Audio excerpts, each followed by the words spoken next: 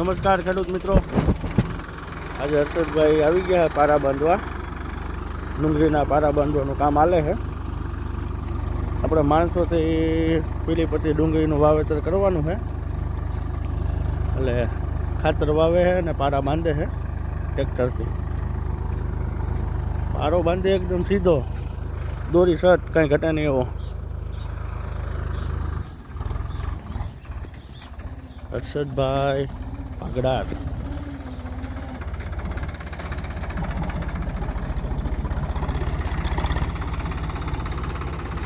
ડુંગળી વાવવામાં હર્ષદભાઈનું સારું નામ છે.